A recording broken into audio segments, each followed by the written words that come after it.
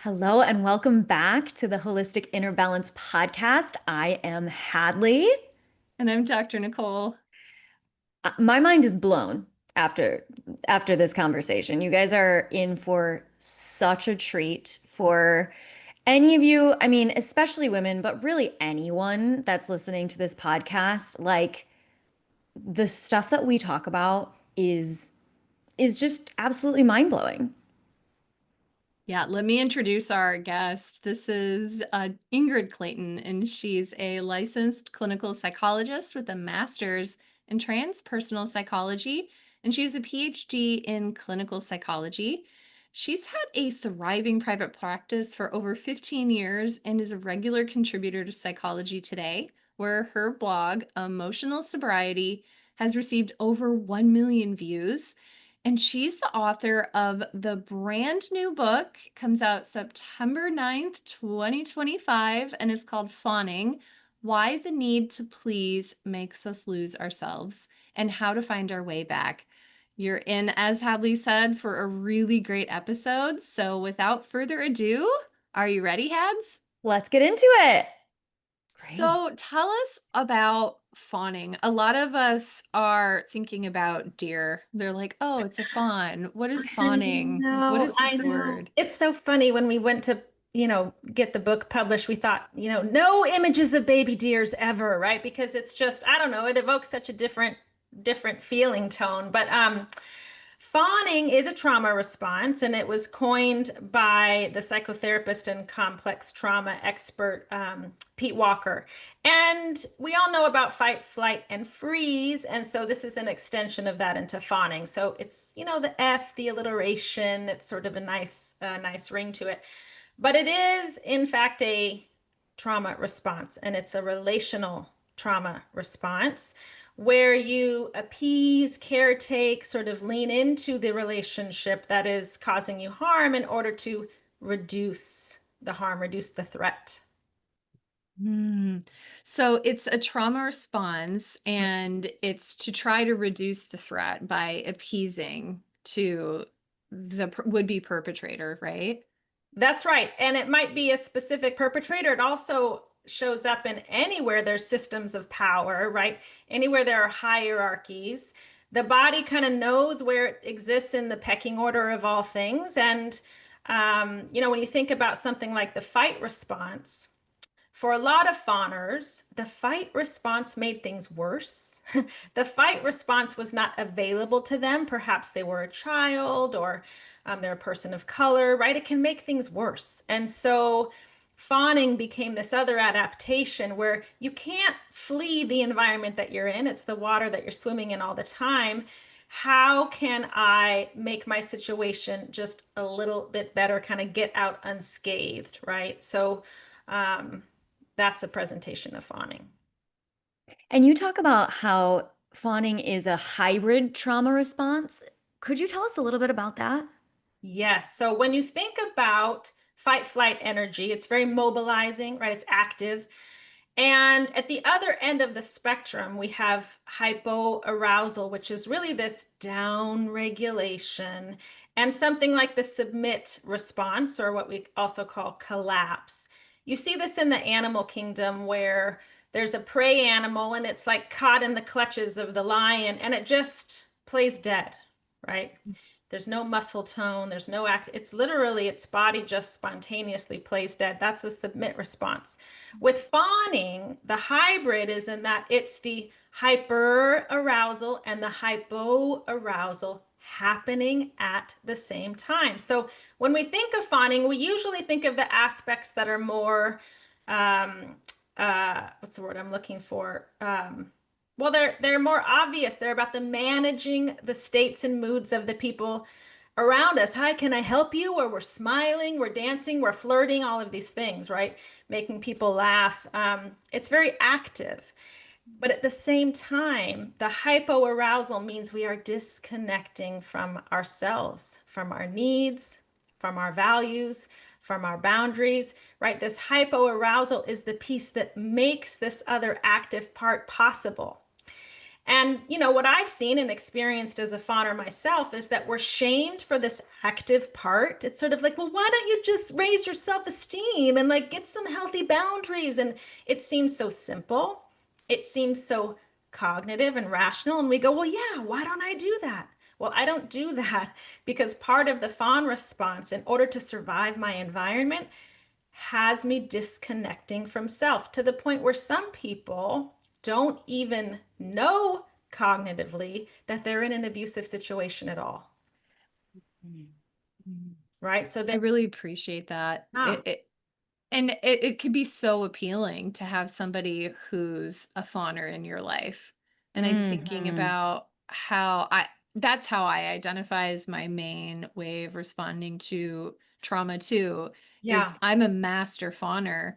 And I didn't realize that it was a relinquishing of self, a relinquishing of identity, saying no to myself again and again and again to mhm. appease other people at the end goal of trying to feel safe and protected. And so I really appreciate that juxtaposition you're kind of introducing us to, that hyper in combination with hypo.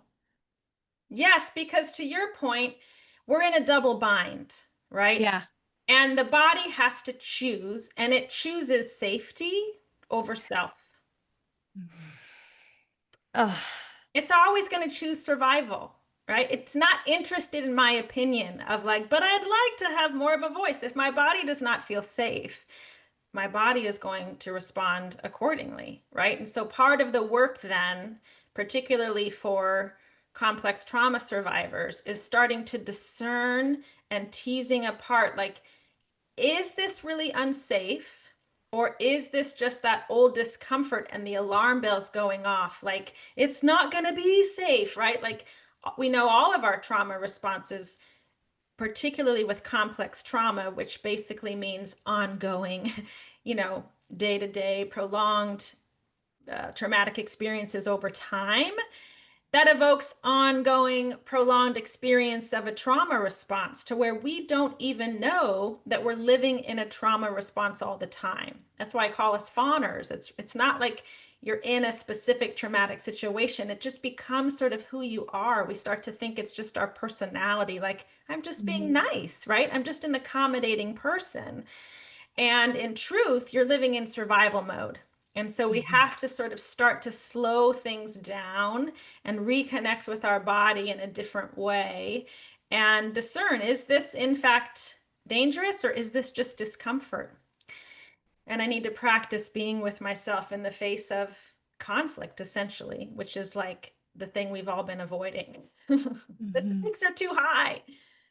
The double bind ugh, is real. I think It's real. about how I so relate, and that's why I was so excited to interview you. Is I so relate to this because my history is fawning, especially for my father, just fawn, fawn, fawn. Yeah. And through doing a lot of trauma work and doing shadow work and this kind of exploration, is I stopped fawning as much. I still fawn a little bit. It's a Yeah. very easy go to, Yeah. but what that resulted in, as I reclaimed and reconnected to self more, Mhm. that caused a lot more strife and stress in my relationship with my dad, Yes. who was used to me. I listened to heavy metal because he liked heavy metal. I thought golden retrievers were the best because he thought golden retrievers were the best. Yeah. I had all the same opinions as he did and really lifted him up and parent pleasing, and all of that. And when I started to phase that out, it Yeah. created more and more stress and strife with him, to where I don't really have a relationship with him anymore. That was a relationship that he didn't want to be in relationship with me because suddenly I'm not the person that he thought I was. Yeah. And so there's a definite loss. And so I feel like for some people that double bind is really real. And it's like, am I going to lose myself or lose this relationship? And or am I going to be in danger of That's this right. relationship? Yeah. It's such an important point and it's such a personal process, right? So I can't tell anyone that one side of the spectrum is actually the right, one to choose if we could sort of choose it so effortlessly, right? Mm. Some people are going to say, no, I'm going to choose the relationship. Hmm. And that's fair, right? But I want us to be able to have a sense of choice so that we can know, right? That's the difference. And the other thing you're saying is like, I still fawn. And I go, well, yes, because we still have a body, right? Yeah. I say this all the time on social media. It's like I've just written the book on fawning and I just fawned 5 minutes ago Mm. because it was my go-to response in childhood. Similarly, I lived there for decades. It was my body's sense of safety in the world. And there are times that I feel unsafe. And I'm not mad about that. I'm not, I'm grateful. Our trauma responses are these genius, adaptive, hardwired instincts. The point being, I don't want to live there all the time where I don't have a sense of choice, right? For me, where I go, I don't even know what kind of music I like or what my opinions are, right? So it's a brave, brave journey to unfawn and to encounter what you did, which is that a lot of our relationships will have to change. And some of them will not make it through to the other side, you know? And there's a big grieving process that goes there, not just in terms of maybe the loss of relationships, but when we realize how much we've been sacrificing for so long, like, that's a lot to grieve. What would it have been like if I actually had a sense of myself in my 20s and my 30s? I'll never really know. Mhm. Mm. I'm resonating with this so much. I think I do more fawning than I thought Yeah. I did. Even just describing the hypo and hyper arousal that you were talking about, we've talked on the podcast about how my tendency is to kind of go more into hypo arousal, but no one would actually know that. Yeah. Because people are constantly telling me, "Wow, you have amazing energy. You like are always like on when I'm with other people, I can, put it on and perform and make them Yes. feel good about themselves." Um, so this is so fascinating, and I've been following you for a while on Instagram and like learning more about this. Yeah. And I'm curious, you talk about how fawning is different from people pleasing and it's different from codependency. And I think I have kind of identified myself as a people pleaser. And so I'm wondering how that is different and how maybe even though I don't really identify as having a lot of like past trauma and Mhm. complex trauma, what's the difference? Yeah. I think I think of it less as in contrast to or different from, and more that fawning is the heartbeat or the foundation of what we have historically called people pleasing or codependency. I think Mm, these terms, they came up prior to our knowledge of trauma and looking at things through a trauma informed lens. And so mm. consequently, they are not trauma informed. And the difficulty there is that they can stay in that very rational cognitive space of like, well, why would you care what someone thinks of you? Right? Yeah. You go, well, yeah, why would I care? And then you go, well, I care because there was a time in my life where the stakes were really high if I didn't care, if I didn't prioritize someone's feelings about me. And so that's one piece of it, right? So I really do I see it as one and the same, except that it was only when I understood fawning as a trauma response that I stopped feeling like all the self-loathing that I'd been feeling my whole life. I was able to go, that's why I do it. That's why I continue to do it. That's why it's so hard to pivot out of, right? Because it's still about safety, relational safety. Um, but to your other point about feeling like, well, I don't have any trauma, Ingrid, like how could this how could this relate to me? I will say that I am a trauma therapist, a clinical psychologist. I'm almost sober 30 years now. I've been doing work on myself forever and ever. Hadlee, I don't have real trauma, right? Most of us are using this trauma measuring stick, I call it, to kind of go, they had it so much worse. That's real trauma. Okay. And so here's what we know about trauma. It almost makes me emotional every time I talk about it because it's so big. Trauma is not in the event. There is no trauma measuring stick. I cannot look at anyone else's life and say, but you had a car crash, but your dad left when you were born, right?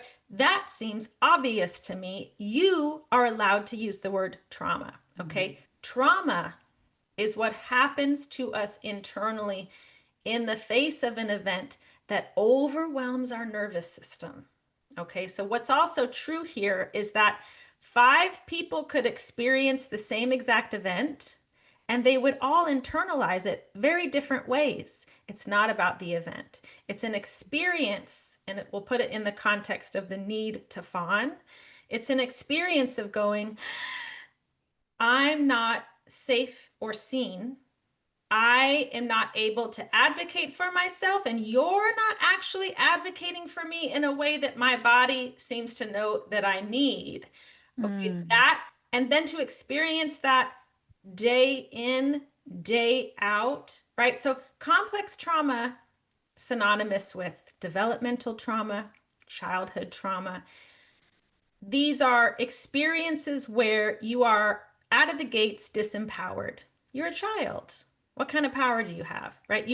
We as a species are dependent on our caregivers for longer than almost any other, right? Until we're 18 years old, really. Our brains aren't even developed until we're in our mid 20s. That is a long period of time where we are needing the people in our lives to essentially co-regulate and to see us and to shepherd us into adulthood. And it's not even by any fault necessarily of the caregiver, but people are dysregulated. They're dealing with their own generational trauma. They're right. It's like people are living in circumstances where it's genuinely really hard to kind of show up and provide the kind of attunement and attachment that most of us actually really need. And so we get missed and we get missed and we get missed. And you might not have any actual narrative memory or something that you can point towards. And this is what I say to my clients all the time because they come in, they go, Ingrid, I don't have trauma. They bristle at the word trauma, and I go, cool, cool, get it. Like, no trauma in your history. But then I say, let's look at your symptoms.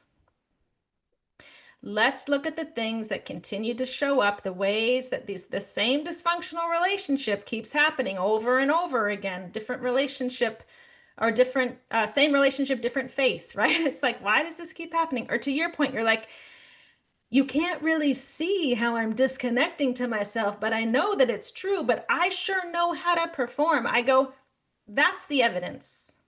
Mm. It's in the symptoms now. Mhm. And if we continue to use this idea that we need a trauma measuring stick to afford the opportunity or the ability to use the word trauma, guess what we're losing? And this is what makes me so sad again. We're losing access to all of the tools that work. Mm. Because it's tools like trauma therapy and going back into the body and all of these things. I go, if I didn't finally allow myself to say, whew, you know what? That was traumatic. What happened to me? That's real, quote unquote, trauma. I would not have availed myself of the things that have absolutely changed my life for the better. Mm. So almost in a way, I go, okay, maybe it's semantics and who effing cares, right? It's just like, can we just give everyone the opportunity to have the tools and the information that's finally going to free them? We all have a body.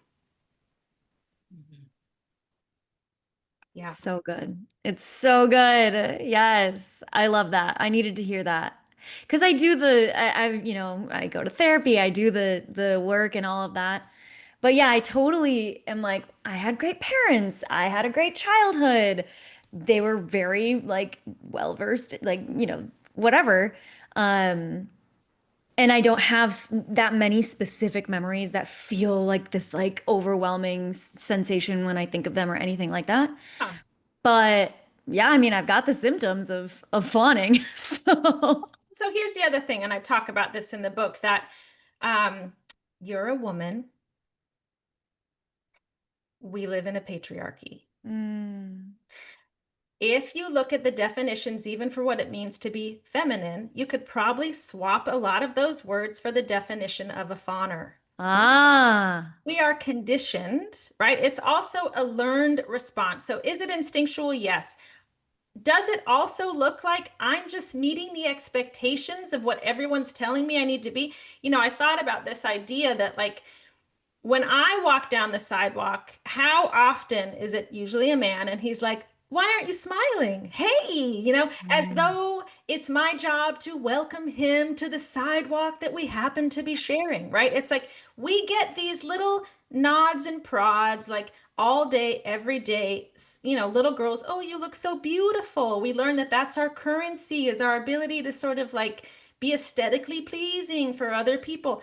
There are so many things that we don't think about, but that our body is picking up on all day, every day. And Mm. this also has an impact, right? So we got to look at not just our familial context, but bigger than that, and bigger than that, and bigger than that. And we are embedded in so many systems of power all the time.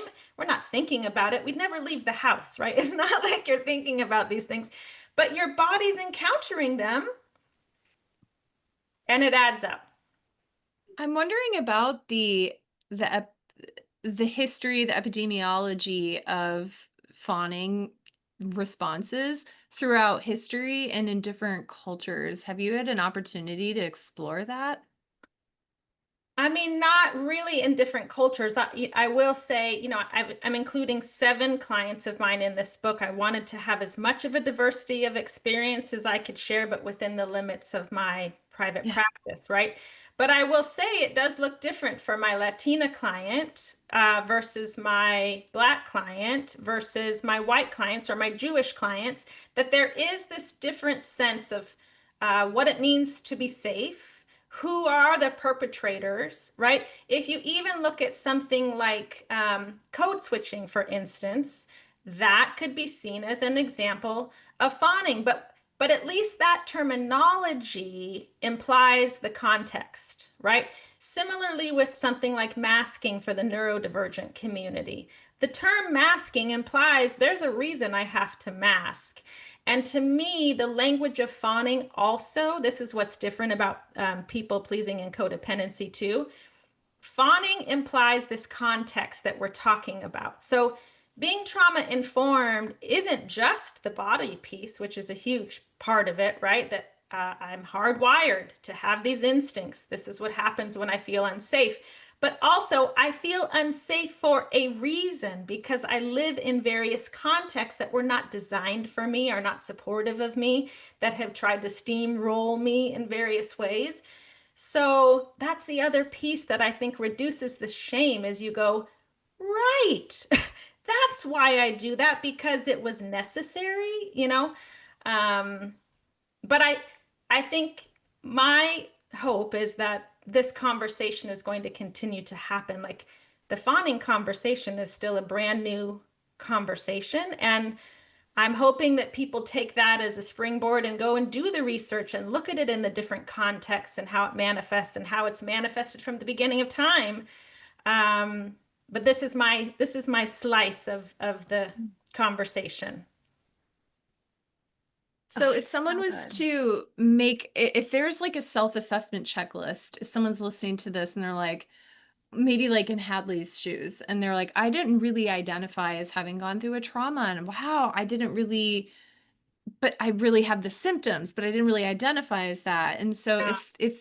if there was a checklist of some of the indicators that maybe fawning is something that your body uses Yeah. to cope, what would that include? I think one of the biggies is that fear of conflict, right? It's like Uh-huh. it's not that we don't get mad, it's that we can't tell you that we're mad, you know? Yeah. So Yes, I do often, still get mad. I know, right? We feel it. We're just like, oh, we learn how to squash it and sort of redirect it sideways. Hmm. And that sideways thing that might be visible to you is, do I have a ton of resentments that are unprocessed, right? Like, they never show up for me and I do all of the work. And, where it's like we're parenting our partners and our friends and they're not reciprocal relationships, like we're mad about it. But We're not able to then go to that friend and be like, you know what, I feel really let down. Or if my even saying that ignites terror in your body, like, no, I could never do that, right? Fear of conflict is a biggie, again, because conflict is an example of a healthy fight response. And for a lot of us, a healthy fight response got snuffed out. So we're building a new relationship to it now as we come out of a chronic fawn response. Um, there tends to be the self-abandonment piece means that we tend to get small. So it could feel like everyone in your life sort of has a sense of power and you go along to get along, and I don't care where we eat, and you don't really have a lot of opinions. I'm even crouching if they can physically see me. I don't know, but it's like your body gets physically small. Your voice can even get higher and smaller and sweeter, and it's okay. But it's also going up to my head, which means I'm not in my body, right? I'm not like, hi. It's like, hi, I don't really matter, right? There's this sort of like, it's all okay. I'm here, but I'm not really here. There's this, we go missing in our Mm. own lives, and that can translate to all kinds of things like, why aren't I advancing in my career, and why can't I get traction in these certain areas in my life? So these are a couple that come to mind. Wow. Do you resonate with any of those, Hadley? Yeah, so much.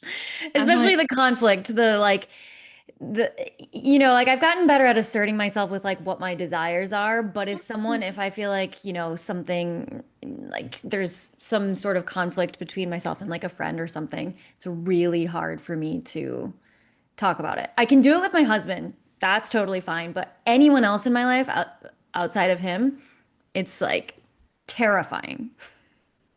And to that I say it is terrifying. Mm.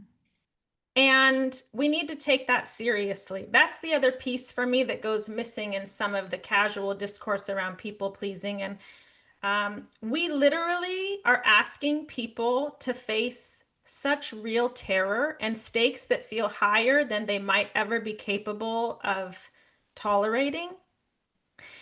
And we know this in trauma work generally. It's sort of like healing from complex trauma is one giant rescue mission after another to go back and help and heal all the parts of you that got so deeply wounded and steamrolled, and sort of letting them know, like, I've got this now, right? Like, you weren't safe, meaning my younger self in this case, but I've got this now. But what that takes in terms of what we actually have to face and process and hold, just that line alone, like, I literally feel terror. Like, we throw it out casually, like it's terrifying, but it's real.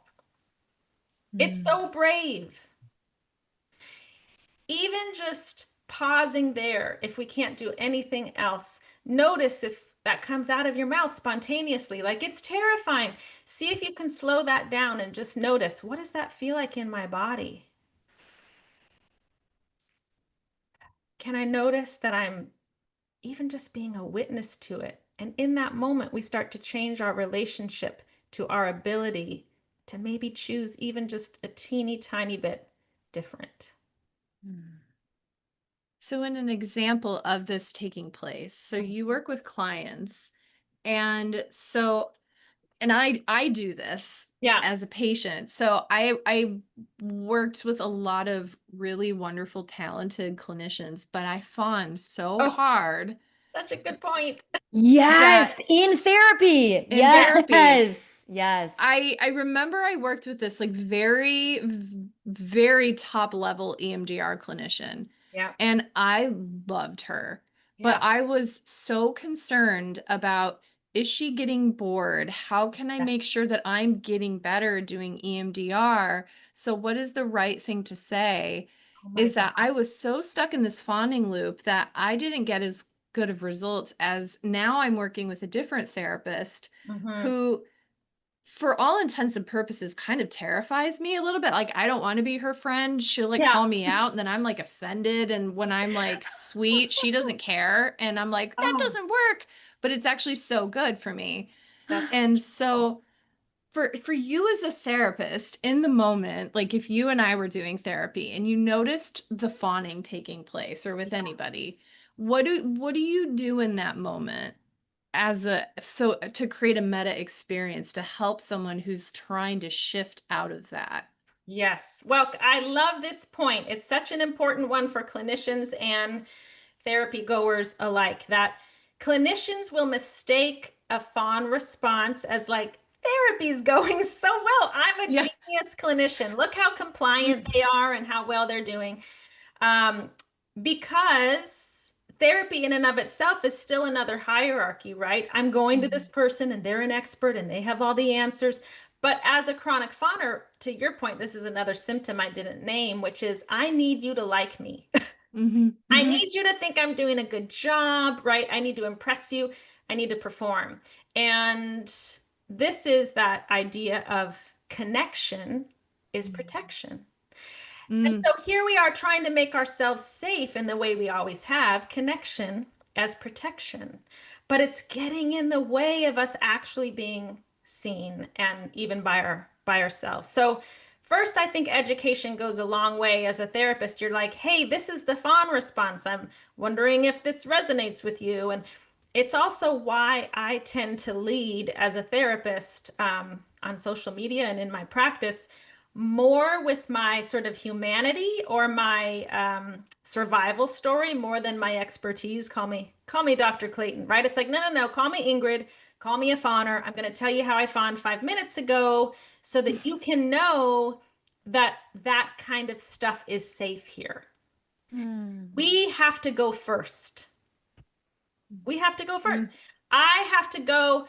A client comes in and maybe I know I said something shitty or I don't know it, but I saw the slightest like movement in their body where I could tell maybe there was a misattunement there. They're never going to tell me, right? But maybe they come back and I go, you know, I've been thinking about that thing that I said, and it makes me wonder if it landed in this kind of way and you interpreted it that way or whatever, right? I need to be curious when I see any potential sort of, or if things are going too swimmingly well, I'll be curious, like, what aren't we talking about? Like, what do you think about outside of therapy that never makes it in therapy?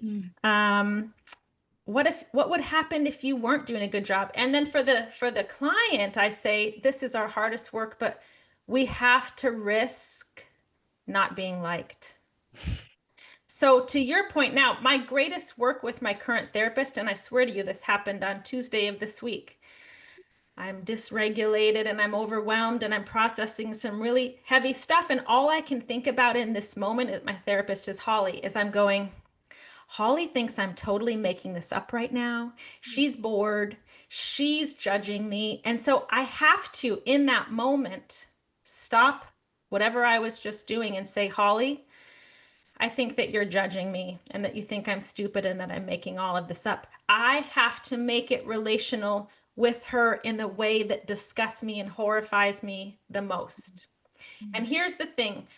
There's that saying, you know, wounding happens in relationship, but healing happens in relationship. Mm.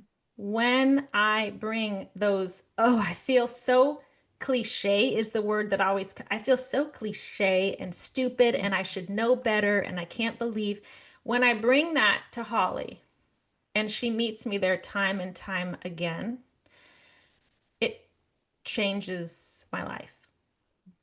That's the most healing and helpful thing in our therapy oftentimes is when I can get real with her. I feel like I want to perform for you. Do you think I'm doing a good job, Holly? You know what I mean? It's like that's the Mhm. stuff when I can pull my own covers and say, I'm doing it again. I'm doing it right now. Do you notice that I'm doing it?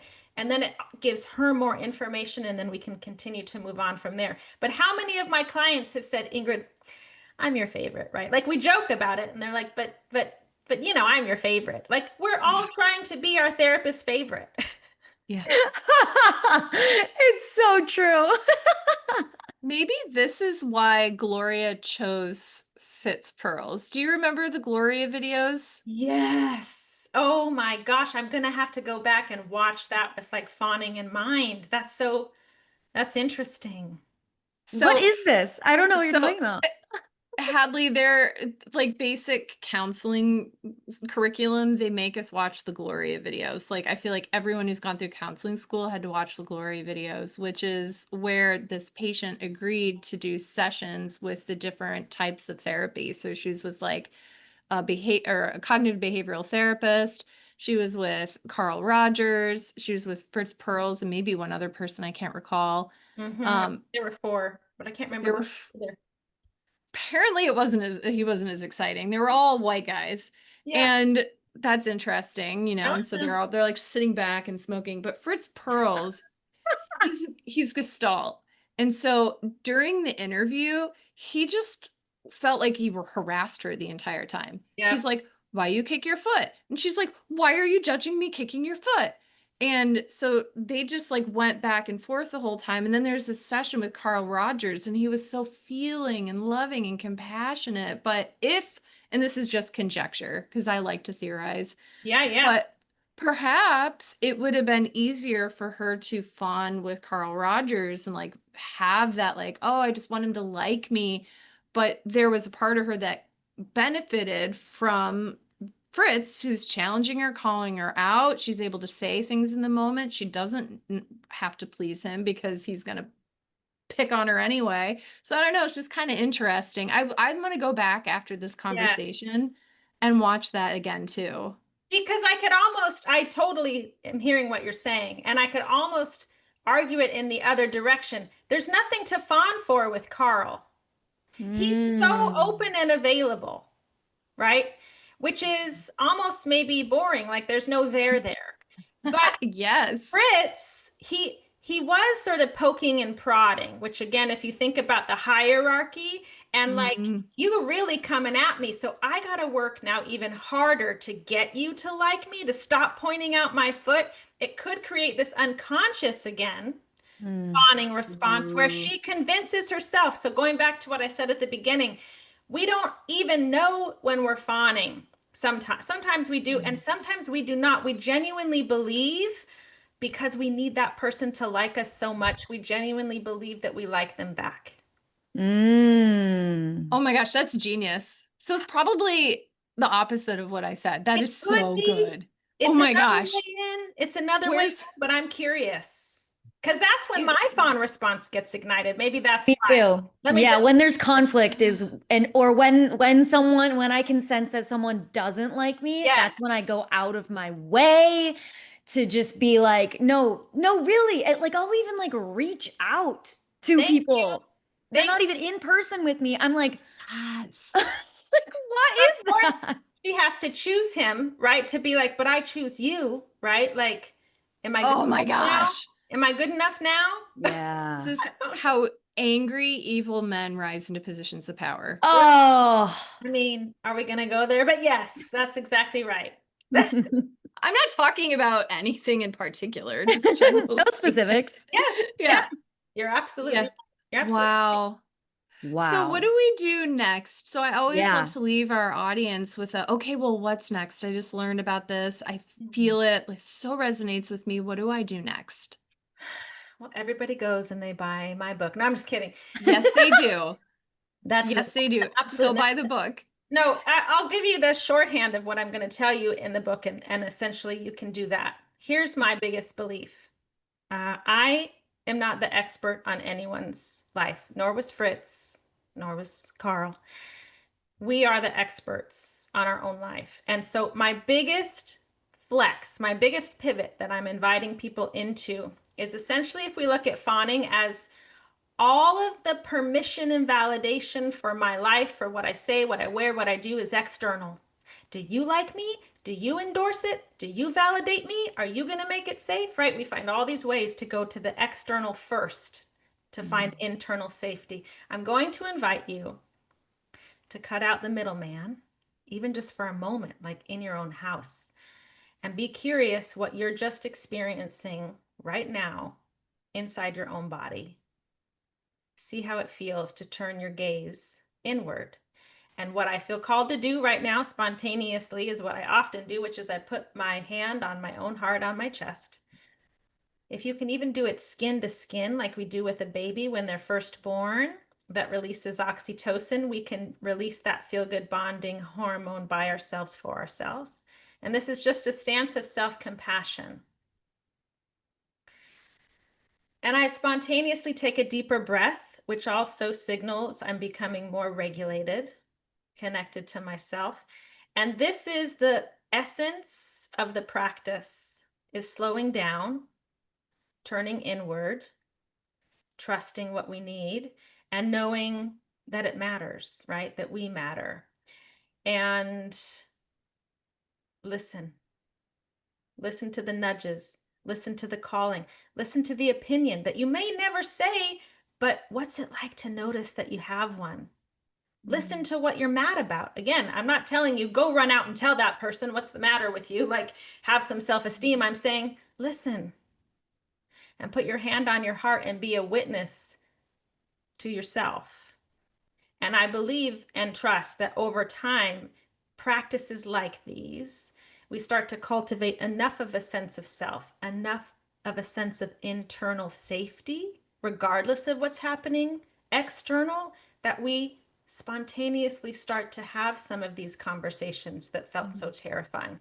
I'm not asking you to go walk through the fire. I'm asking you to notice the fire that's already within and start to fall in love with it. That feels so good. Yay. So like just permission to meet yourself where you are rather than forcing yourself to do something that you're not ready for. Oh my gosh, that's re-traumatizing. Please don't do that. Right. Yeah. Especially if you get a bad response from the person that you Hey, go and talk oh to. my gosh, then your body's like, I will never do that again, right? Yeah. So yeah, no, it's starting absolutely where you are and it's building slowly from there. I especially love that because it's a way of perhaps seeing yourself. Because I think about with trauma is sometimes it's not about what did happen to us, but what didn't. Yes, thank you for that. Yeah. And so, oh, that self-love. And Hadlee, you teach a lot about self-touch and like resting your hands on your shoulders. But I love the skin to skin of your hand on your heart, or whatever would feel right and safe for each of us. So thank you for that really beautiful practice. I felt that in my heart. I felt that in my chest.